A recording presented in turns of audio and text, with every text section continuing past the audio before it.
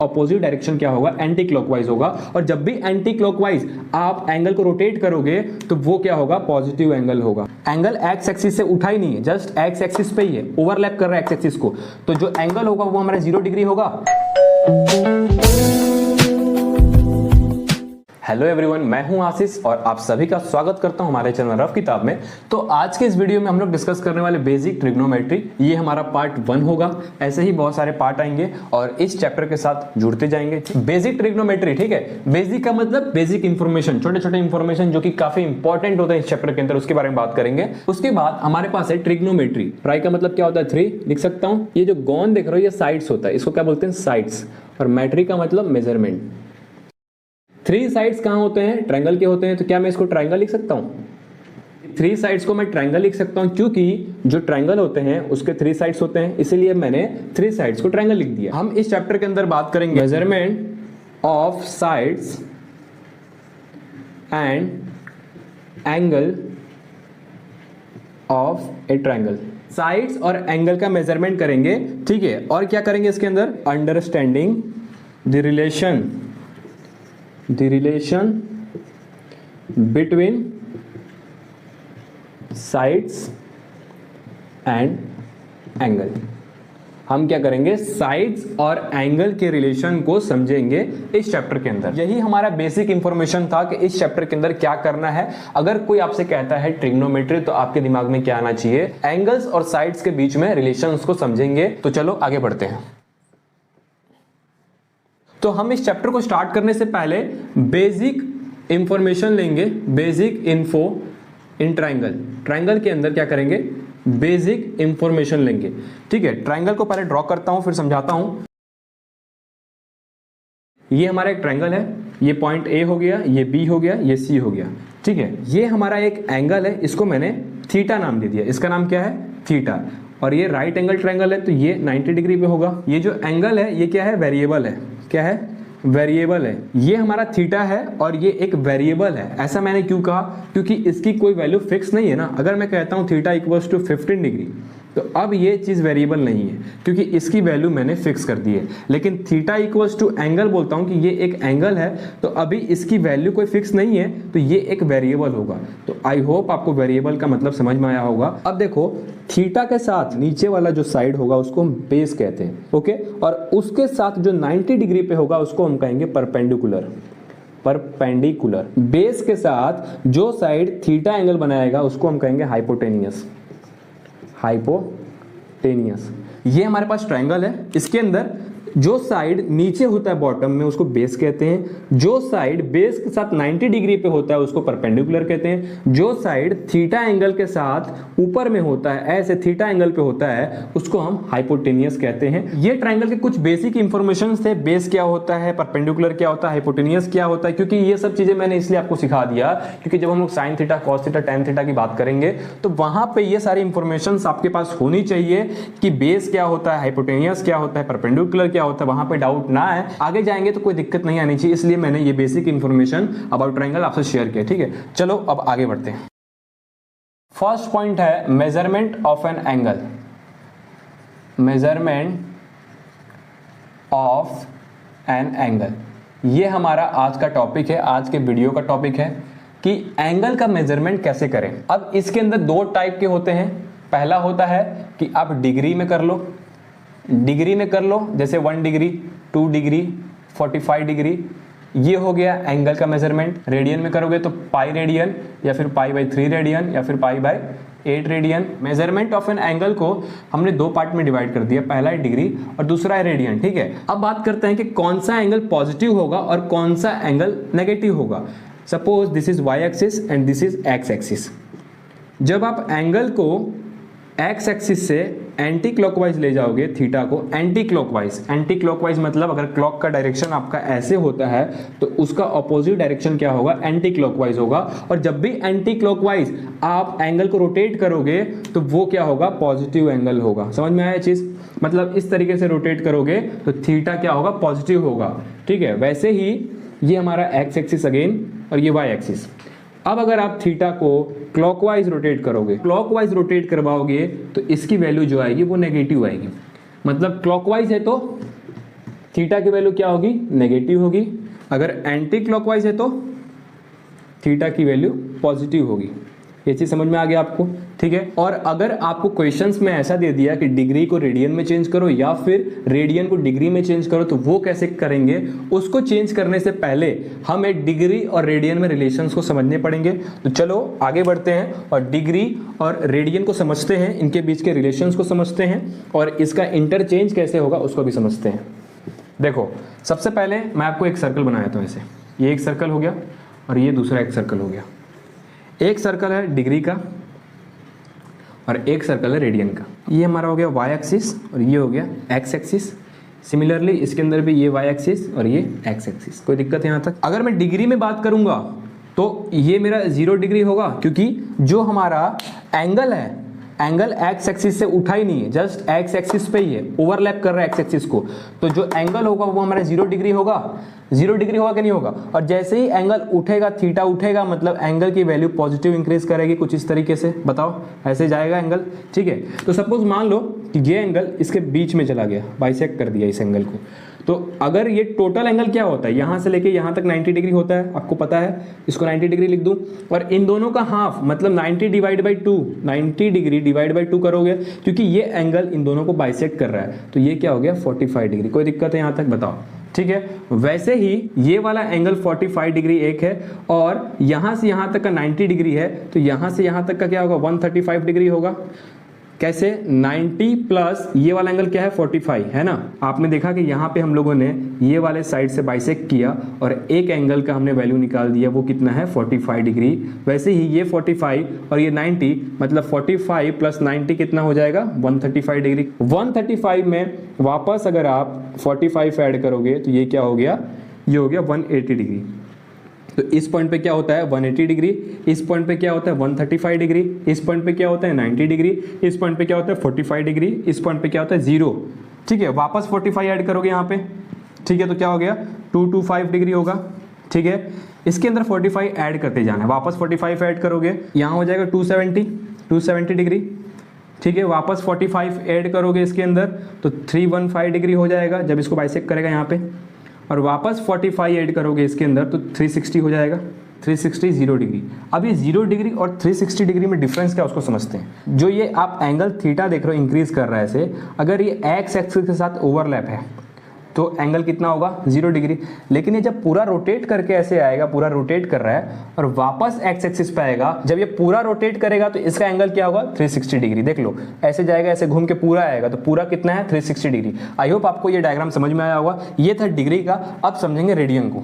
ठीक है, अगर हमारा एंगल अभी तक स्टार्ट नहीं हुआ है, मतलब यहाँ पे एक्स एक्सिस के साथ अगर हमारा एंगल ओवरलैप कर रहा है तो रेडियन क्या होगा, 0 डिग्री होगा। आपको सिंपली डिग्री को चेंज करना है रेडियन में, मतलब यहाँ पे जो भी लिखना है वो क्या होना चाहिए, रेडियन में होना चाहिए, मतलब वो होना चाहिए पाई के टर्म्स में। ये वैल्यू ही इस डायग्राम पे होगा लेकिन रेडियन के टर्म्स में होगा।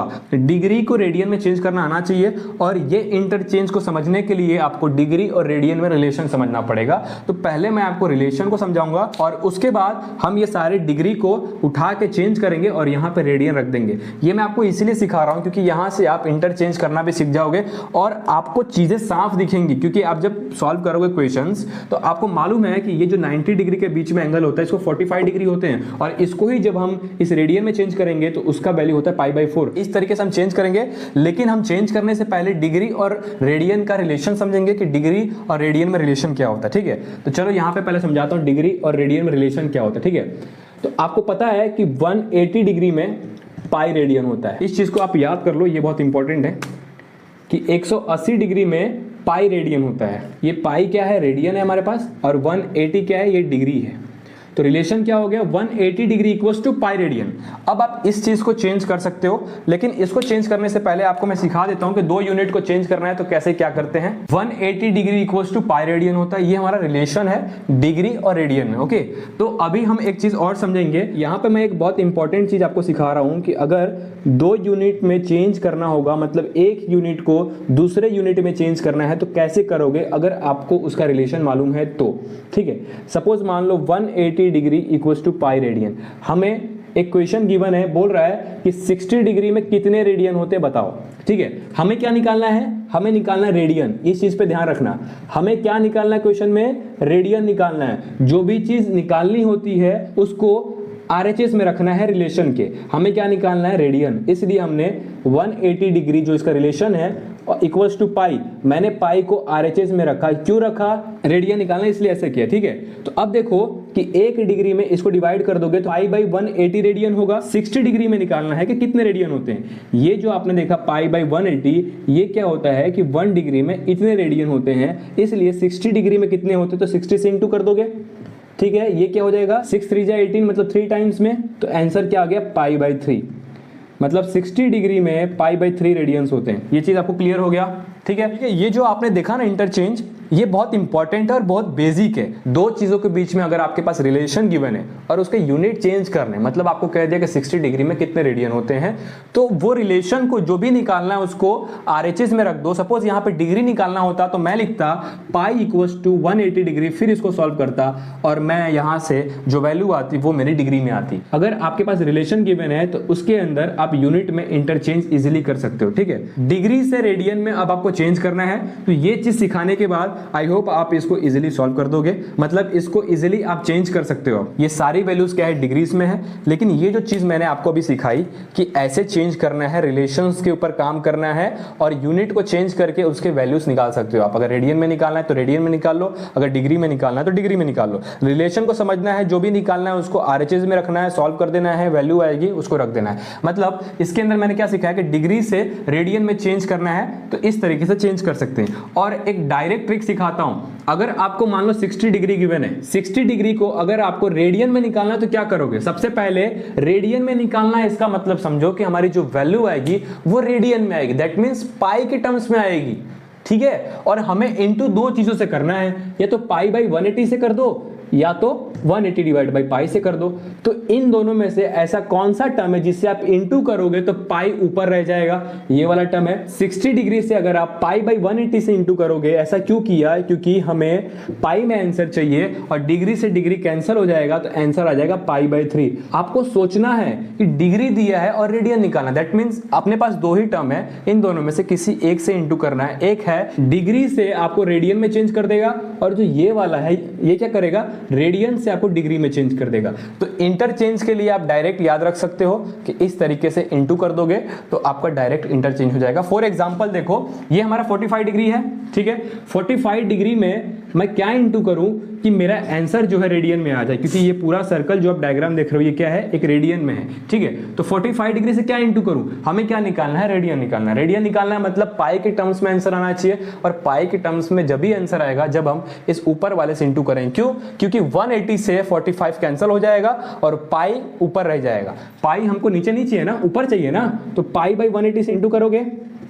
ठीक है, 45 ये क्या जाएगा, 4 टाइम्स में चला जाएगा, so answer is pi by 4। 45 degree को हम पाई बाई 4 लिख सकते हैं रेडियंस की टर्म में, और जो हम फिजिक्स में क्वेश्चन सॉल्व करेंगे वो मोस्टली हमें रेडियन के टर्म में ही देखने को मिलेगा। इसलिए इसका इंटरचेंज और इन दोनों के बीच के रिलेशन को समझना काफी इंपॉर्टेंट था, इसलिए मैंने ये डायग्राम के हेल्प से आपको समझाया। और जो आगे के हैं, मतलब जो भी ये डिग्रीज दिए हुए आगे की सर्कल को, यही डिग्री को आपको क्या करना है, इस वीडियो के बाद आपको रेडियन में चेंज करके इस सारे पॉइंट्स पे रखने हैं। मतलब सपोज यहाँ पे 135 डिग्री है तो इसको रेडियन में चेंज करोगे, फिर यहाँ पे लिखोगे, वैसे ही यहाँ पे 180 डिग्री है तो इसको भी रेडियन में चेंज करोगे, यहाँ पे लिखोगे। इस तरीके से सारे वैल्यूज आप निकालना। मैंने एक निकाल के दिखा दिया, मैंने ट्रिक भी आपको सिखा दिया कि याद नहीं रखना कि पाई बाई 180 से इंटू करना। आप सोचो कि रेडियन में निकालना, पाई ऊपर होना चाहिए, तो इन दोनों में से कौन सा इंटू करोगे, ये इंटू करोगे।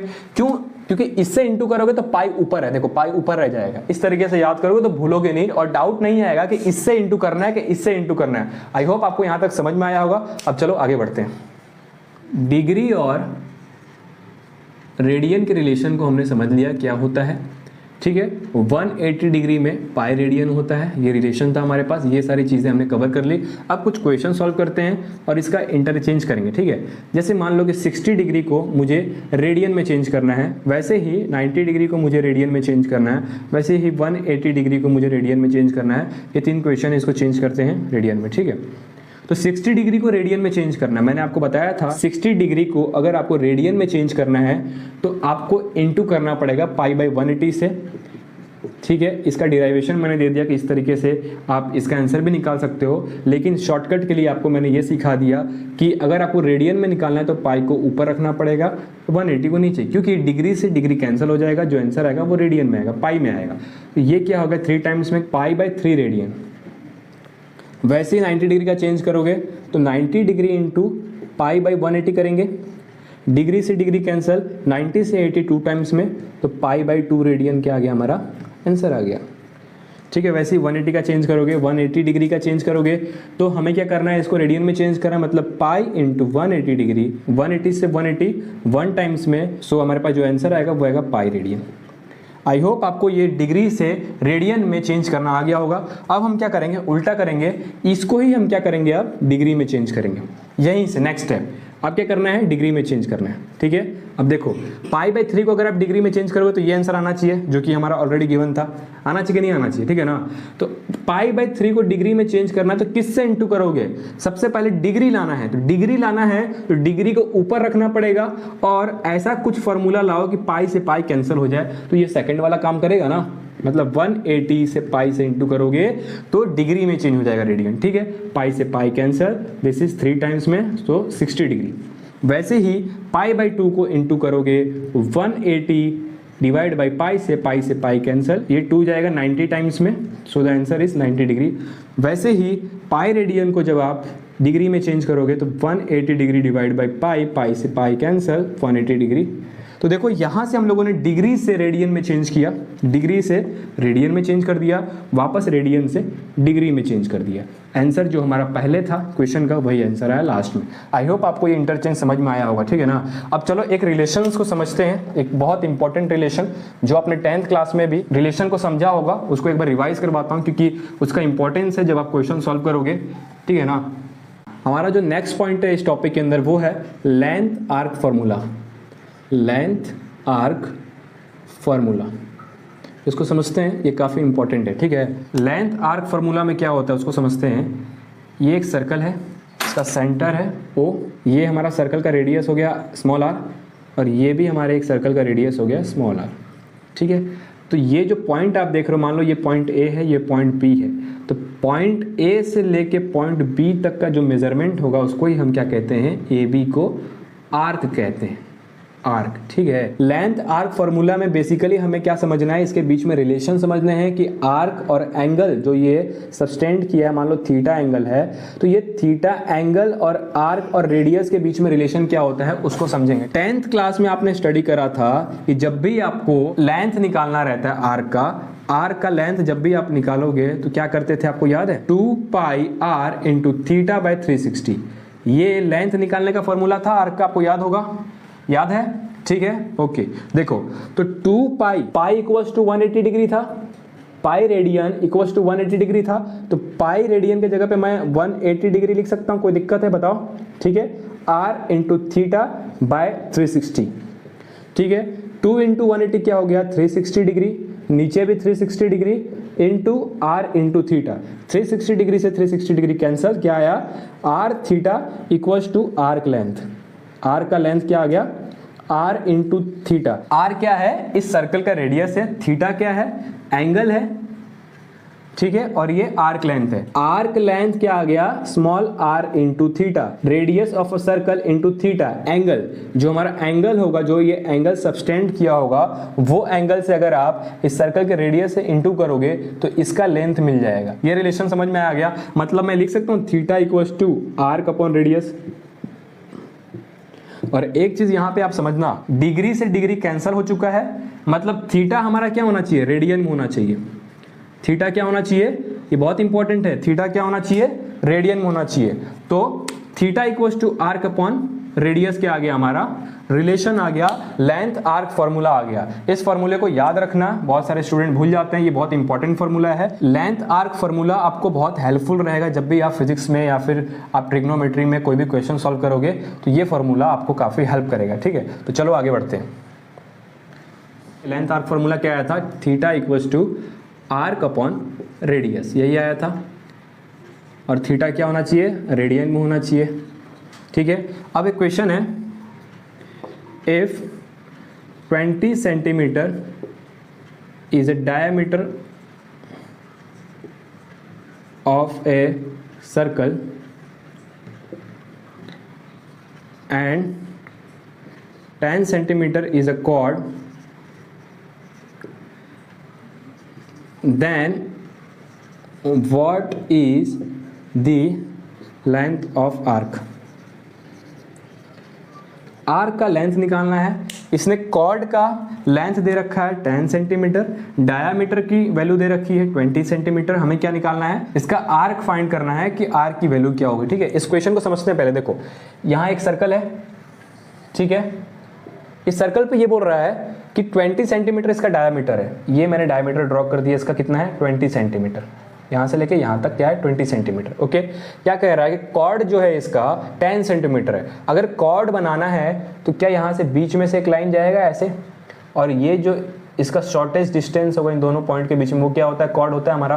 बताओ, मतलब ये पॉइंट ए मान लेता हूँ, इसको बी मान लेता हूँ, इसको ओ मान लेता हूँ। ठीक है, पॉइंट ए से लेके पॉइंट बी को क्या बोलेंगे? कॉर्ड बोलेंगे। इसका लेंथ क्या है? 10 सेंटीमीटर कॉर्ड का है। और हमें क्या निकालना है? ये आर्क निकालना है। ये जो देख रहे हो ऐसे कर्व, इसकी वैल्यू हमें फाइंड करनी है। डायामीटर 20 सेंटीमीटर है तो रेडियस की वैल्यू कितनी होगी? 10 सेंटीमीटर। क्यों? डायामीटर का हाफ होता है रेडियस। बताओ, डिवाइड दे दोगे 2 से तो क्या आएगा? 20 divide by 2 which is equal to 10 centimetre. मतलब रेडियस क्या हो गया? 10 सेंटीमीटर। रेडियस 10 सेंटीमीटर, तो क्या ये भी रेडियस होगा ऊपर? ये भी 10 सेंटीमीटर होगा, ये भी 10 सेंटीमीटर, ये भी 10 सेंटीमीटर और ये भी 10 सेंटीमीटर। और ये एक ट्रायंगल है, तो क्या मैं कह सकता हूं कि इसके तीनों साइड इक्वल है? तो ये एक इक्विलेटरल ट्रायंगल है, और इक्विलेटरल ट्रायंगल है तो इसके एंगल क्या होंगे? 60 डिग्री होंगे तीनों। बताओ, कोई दिक्कत है? इसी चीज को इस क्वेश्चन में पहचानना था।